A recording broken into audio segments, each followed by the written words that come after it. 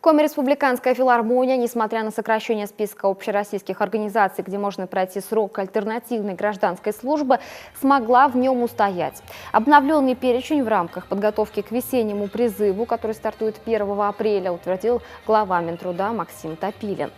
Послужить актером в Сыктывкаре можно с 2009 года. Для этого надо всего лишь написать заявление в военкомат. Правда, вакантных мест всего 2. Приходит приказ с военкомата на их прохождение альтернативной службы в качестве артистов балета в Коми республиканской филармонии. С ними заключается контракт.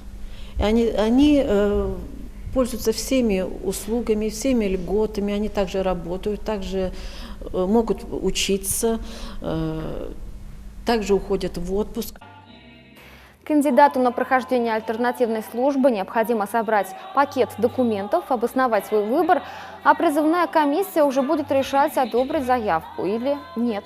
Напомним, предложение актуально только для мужчин призывного возраста от 18 до 27 лет.